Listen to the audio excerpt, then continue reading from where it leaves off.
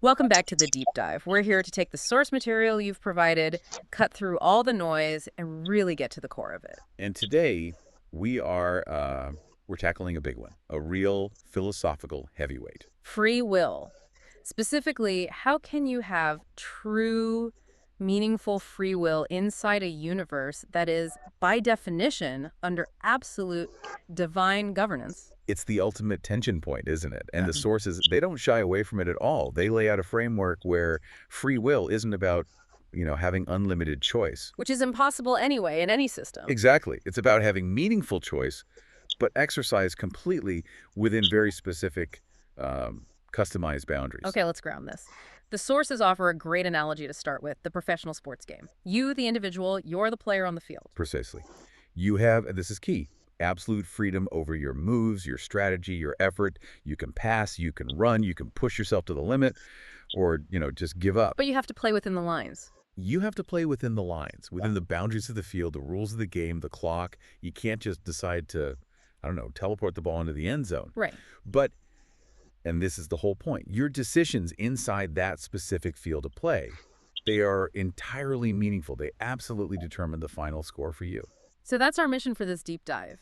Let's define the boundaries of that field, understand the player, which the sources call the phytex, and then explore the system the governor uses to make sure the game is both fair and, well, productive. And we have to remember, this whole sovereign governance system, it's custom built for your individual growth. Okay, let's start with the player then. The phytex nef, it's a technical term, but it really just means your persistent consciousness, right? Your core self. It is.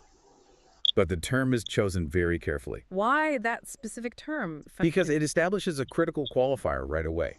It tells you this entity is real, it's persistent, but it is not absolute. Ah, And by being non-absolute, it can possess bounded free will. I mean, it has the capacity to learn, to grow, to self-develop. If it were absolute, there'd be no room for change, no growth. so if the nafs is the agent, how is the field of play decided? Are we all playing the same game? Absolutely not. Yeah. And this is where that idea, the customized incubator, comes in. Every single individual is granted a specific, unique capacity, a custom set of circumstances, talents, challenges. That's your personal field of play. But wait, hold on. If the field is custom, where does fairness come in? How can I be judged the same way as someone with a totally different life, different abilities? You're not. And this is a huge insight from the sources. The accountability is completely precise.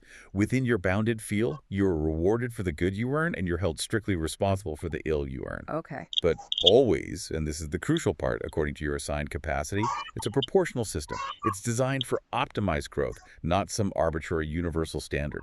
That reframes accountability completely. Okay, so let's talk about the game's infrastructure. The sovereign governance system.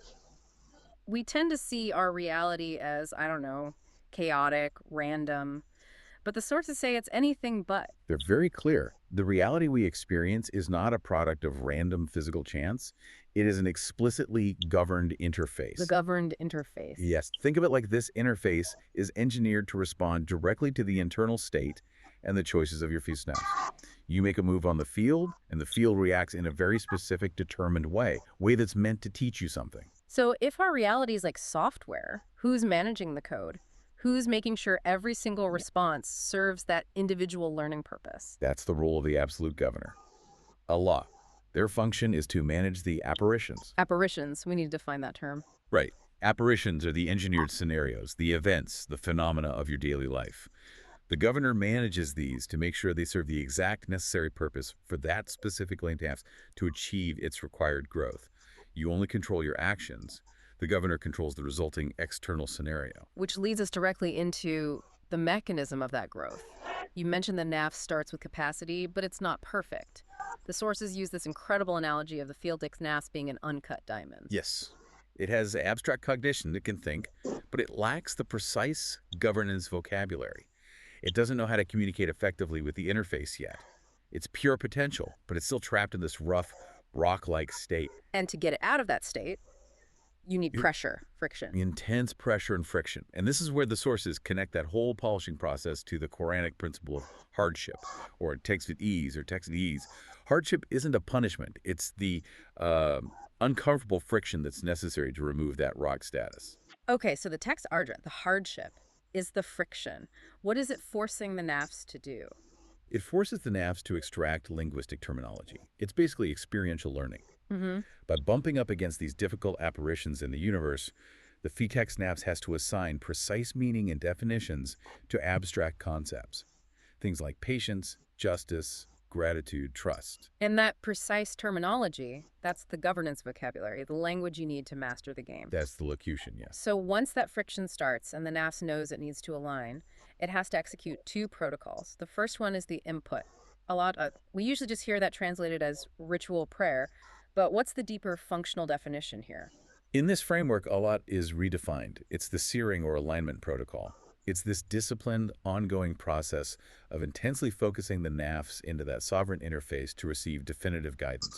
And that requires removing what the sources call bias noise. Exactly. The contradictory thoughts, the inherited misconceptions, all that internal chatter that distracts you. So all the noise. All the noise. If you're playing a game and you're constantly listening to bad advice from the stands, you can't hear your coach. Alat is the act of getting that mental stillness so the searing guidance can actually penetrate and align the NAFs. The sources even point to things like Dr. Joe's visualizations after his accident as examples of this. It's not passive prayer, it's active governance.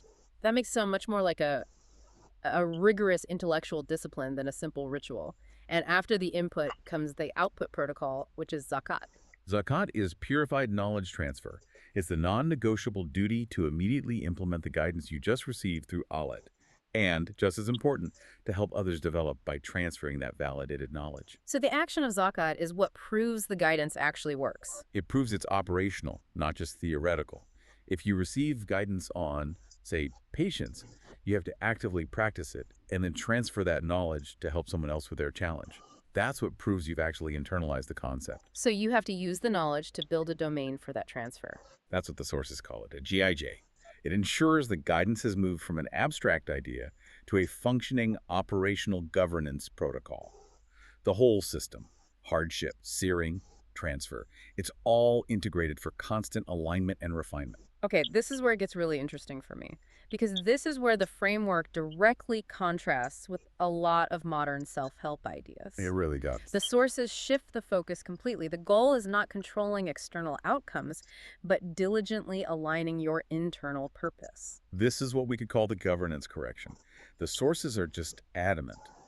The universe does not respond to your wants, not to your mere emotional desires. It responds directly to the NAF's state of development. So all that popular teaching about manifestation. That's about controlling the external reality, the apparition. But since the apparition is always controlled by the absolute governor, that entire focus is misplaced. So my effort shouldn't be on trying to will a specific result into existence. It should be on making sure my internal state is correct and then just knowing that the right result for my growth will happen. Exactly. The meaningfulness of your choice shifts entirely. It's about aligning your internal purpose with the divine methodology. You focus on playing your role perfectly, and you trust that the scorekeeper is flawless. And that perspective lets the sources give some really mind-bending examples of how apparitions work. They're pretty radical. Let's start with the first one, the co-equal status of healing and death. How can healing and death be co-equal apparitions? They're co-equal because the physical outcome, whether you live or die, is just the husk. The sources call it the Asek husk. It's truthful, but it's not the essential byproduct of the test. The true result is the internal knowledge you gain. That's it. Take Yeah. the Dr. Joe example again. The miraculous healing of his spine. That was the husk. The true lasting result was his NAFs gaining the profound knowledge that its existence, its agency, is not dependent on the health of his physical body. So if the outcome had been death, the NAFs would have gained a different but equally essential piece of knowledge about existence. The physical result is secondary. That's the essence of the framework. And it applies to everything, even the things we think we possess. Wealth, a house, a wife, children. The sources say these are also temporary apparitions. Wait, I don't possess my family. Or my house. Not in an absolute sense, no. They say these things are possessed only to the extent that they serve a governance role. A house is provided as a temporary knowledge transfer domain. Your family, they are assigned Amana or network's critical structures for testing and refining your FITEX Naftaри.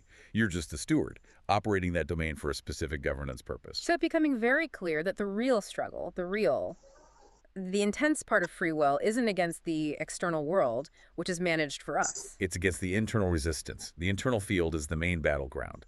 The sources describe the struggle of the FITEX against its own counterpart, The Croine. the Kareen, which means a conjoined one. It's the embodiment of all your individual and collective misconceptions, your biases, all the inherited false claims you've picked up. So the Korean is basically the sum total of that bias noise we need to eliminate during a lot. That's a great way to put it. It's deep cognitive bias. And that's why the system has a built-in bias detection protocol at the secure cognitive core. The real struggle is that constant conscious self-correction, distinguishing pure guidance from that internal noise. And this internal battle has huge implications for accountability. Because if the external world is managed, then our internal state is really all that matters. Where is that recorded? The sources describe the kitab, a register that's kept within us. It acts as a first-hand witness against us. Wow. So the choice you're making every single day is, well, it's submission to the precise, uncorrupted guidance of the Quran, or submission to the inherited folklore, the mythology, the false claims implanted in your own personal worldview. Your Weltanschauung. So how do you make sure you're listening to the right source? How do you secure the integrity of that knowledge so you know it's not just the Korean's influence disguised as guidance? By diligently following the compositional style of Milat Ibrahim, the Abrahamic composition, or locution. This is the safeguard. It demands linguistic precision. You have to avoid associating any other sources of guidance, any other terminology than what's revealed by the governor. So any slip in vocabulary, any blending of sources. It corrupts the entire knowledge transfer process. It's fascinating. The integrity of your free will choice actually rests on the purity of your communication, both inward and outward. It does. And that's the final synthesis. The whole meaning of free will shifts. It moves away from the flawed human desire to manage the external apparition, to control the score of the game, and toward the diligent, constant alignment of your internal purpose, the state of your finesse, knowing the outcome will be governed perfectly for your development. Which brings us back to you, the listener. If your reality is a custom-designed incubator engineered for your specific growth, then what is the governance role of the most challenging, the most persistent apparition that you're facing right now? How is that specific hardship designed to force your Verstrickmaß to start that necessary polishing process, to extract that essential governance vocabulary? And here's a final thought, something to take with you, to apply this framework to the most basic daily routine. The sources tell us that every time we sit down to eat, we are enacting a governance play. That changes every single meal. It does. The act of eating is an apparition designed for training the nafs. It's a profound ritual. It's a reminder that just as your physical body needs matter to maintain its form, your fees needs divine guidance, what the sources sometimes call the juice, to maintain its integrity and alignment. It turns a simple biological act into a continuous conscious governance ritual. Think about that profound purpose the next time you sit down for a meal. We'll see you on the next deep dive.